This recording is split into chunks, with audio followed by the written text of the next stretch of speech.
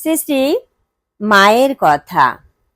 আজ আমরা মায়ের কথা শুনব কুমুদ বন্ধু সেনের স্মৃতি সংকলন থেকে। একদিন সন্ধ্যায় মাকে দর্শন করতে গেছি, কিন্তু মায়ের কাছে প্রথমেই না গিয়ে স্বামী যোগানন্দ, শ্রী রামকৃষ্ণের অন্যতম গৃহী ভক্ত দেবেন্দ্রনাথ মজুমদারকে যেসব মনোহারী কথা বলছিলেন তা শুনতে বসে গেলাম। স্বামী যোগানন্দ বলছিলেন, ঠাকুর জ্ঞান মূর্তি। ঠাকুর প্রায়ই আমাদের বলতেন মা কালীর কাছ থেকেই তার সকল শিক্ষা।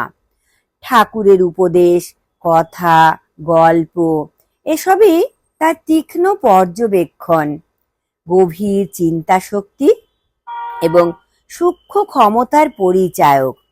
ওইসব মনের মধ্যে নতুন আলো জ্বালায়, সমস্ত সন্দেহ দূর করে, সমস্যার সমাধান করে দেয়। তখন তাকে বুঝতে পারিনি। এখন যতই দিন যাচ্ছে ততই যেন ঝলকে ঝলকে বুঝছি ওই মানব দেহ মন্দিরে আশ্রয় পেয়েছিল কোন অনন্ত জ্ঞান ও অসীম প্রেম।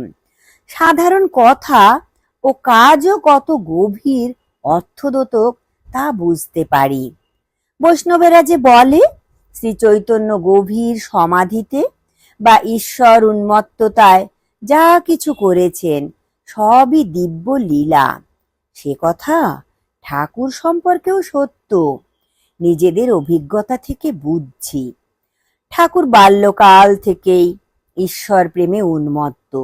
তার প্রজ্ঞা, চরিত্র, অসাধারণ ব্যক্তিত্বে আকৃষ্ট হয়ে সমাজের সর্বস্তরের মানুষ, উচ্চতম নিম্নতম সব মানুষ তার কাছে ছুটে আসত।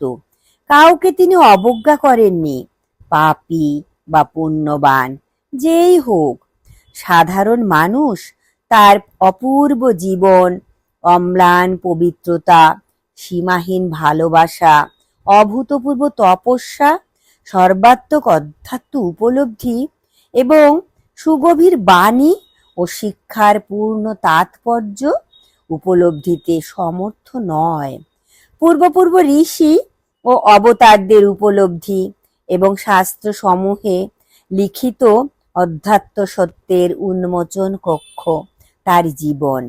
নরেনকে তিনি সপ্তর্ষি মণ্ডল থেকে বিশেষভাবে এনেছিলেন তার উচ্চ আদর্শের প্রচারের জন্য, যাতে সাধারণ মানুষের কল্যাণ হয়, মানব সমাজ উন্নীত হয়। দেবেন্দ্রনাথ মজুমদারও শ্রী রামকৃষ্ণ প্রসঙ্গ করলেন। তিনি বিশেষভাবে ঠাকুরের ভালোবাসা, করুণার কথা বললেন।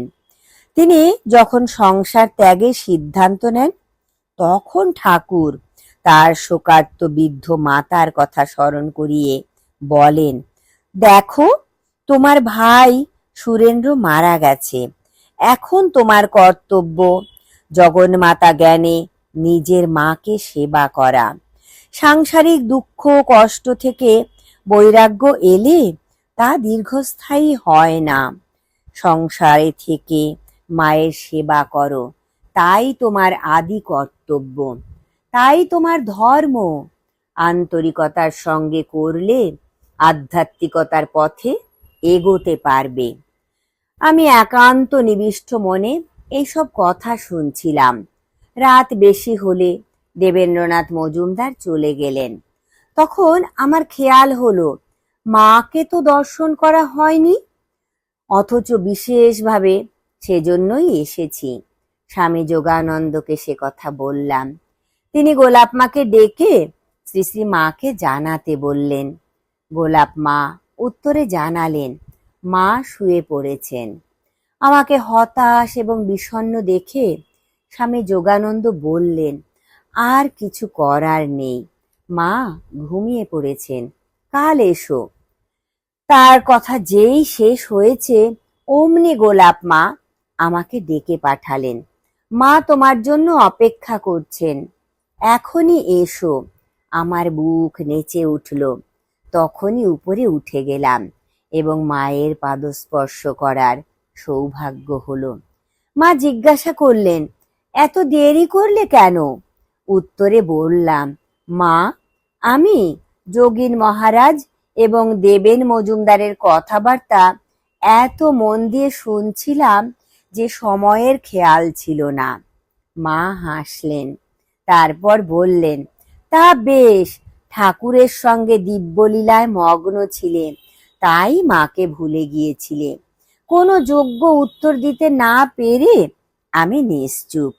মা সস্নেহে বললেন, বাবা, এখন বাড়ি যাও, অনেক রাত হয়ে গেছে। আনন্দে ভরপুর হয়ে নিচে নেমে এলাম।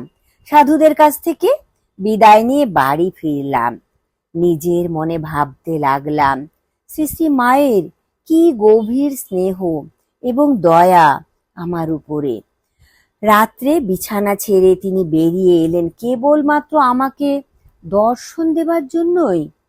এখানে বলা দরকার, এই সময়ে জানাশোনা ভক্তদের পাঠানো বাইরের লোকেরা স্বচ্ছন্দে শ্রী শ্রী মাকে দর্শন করতে পারতেন। আগে এই ব্যাপারে যে কড়া বিধি নিষেধ ছিল তা বহুলাংশে শিথিল করা হয়েছিল।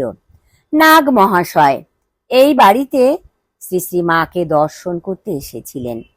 তাকে শালপাতায় প্রসাদ দেওয়া হয়েছিল। প্রসাদ খেয়ে শালপাতাটি ফেলে না দিয়ে সেটিও প্রসাদ জ্ঞানে চিবিয়ে খেয়ে ফেললেন। তার ভক্তি দেখে সকলে অবাক। প্রসাদের প্রতি কি ভক্তি! যে পাতায় প্রসাদ দেওয়া হয়েছে সেটাও তার কাছে পবিত্র এবং প্রসাদেরই অংশ। শ্রী শ্রী মা স্নেহচক্ষে নাগ মহাশয়ের এই কাজ দেখে বললেন, ঠাকুরের কাছে অনেক ভক্ত এসেছেন, কিন্তু দুর্গাচরণের মতো ভক্ত মেলা ভার। সেই দিব্য দৃশ্যের সাক্ষী হবার সৌভাগ্য আমার হয়েছিল, যখন ভাবাবেগে থরথর করে করতে করতে নাগ মহাশয় কাঁপা কাঁপা গলায় বলছিলেন, কৃপাময়ী মা, কৃপার শেষ নেই, কৃপার শেষ নেই। ওই বাড়িতেই লক্ষ্মী পূজার দিন স্বামী ব্রহ্মানন্দ আমাকে দীক্ষা দেন। মা সেদিন কত না আশীর্বাদ করেছিলেন, তা আমার মধ্যে নতুন প্রাণ সঞ্চার করেছিল। একদিন মাকে বললাম, ধ্যানের সময়ে ভালোভাবে মন সংযোগ করতে পারছি না, আমার মন বড়ই তরল, চঞ্চল। মা হেসে উত্তর দিলেন, ওটা কিছু নয়, মনের ওই স্বভাব। চোখ এবং কানের মতোই নিয়মিত ধ্যান জপ করে যাও। ভগবানের নামের আকর্ষণ ইন্দ্রিয়ের নামের আকর্ষণের থেকে অনেক বেশি শক্তিশালী। নিয়মিত অভ্যাস করলে সময়ে সব ঠিক হয়ে যাবে। সব সময় ঠাকুরের কথা ভাববে, তিনি তোমাকে সর্বক্ষণ দেখছেন। তোমার ত্রুটি সম্পর্কে একদম চিন্তা করবে না। আমি বললাম, মা, আশীর্বাদ করুন যাতে আমি নিয়মিত অভ্যাস করতে পারি। মা মিষ্টি হেসে বললেন, তোমার কথাবার্তা, কাজকর্ম ও অভ্যাস সম্পর্কে সৎ থাকবে, তাহলেই অনুভব করবে কতখানি ধন্য তুমি। ঠাকুরের আশীর্বাদ সর্বক্ষণ জীবের উপরে বর্ষিত হচ্ছে, তা চাওয়ার দরকার হয় না। ব্যাকুল হয়ে ধ্যান জপ করো, তার অসীম কৃপা বুঝতে পারবে। ভগবান চান ঐকান্তিকতা, সত্যবাদিতা, ভালোবাসা। বাহ্যিক ভাবোচ্ছ্বাস তার কাছে পৌঁছায় না। নিয়মিত নির্দিষ্ট সময়ে নাম জপ করবে। মন্ত্রোচ্চারণের সময়ে সর্বশক্তি দিয়ে মনকে একাগ্র রাখবে। যদি অন্য সমস্ত চিন্তা সরিয়ে দিয়ে হৃদয়ের গভীরতম আর্তির সঙ্গে তুমি প্রভুকে ডাকতে পারো, তিনি সাড়া দেবেনই। করুণাময় তিনি তোমার প্রার্থনা পূরণ করবেন।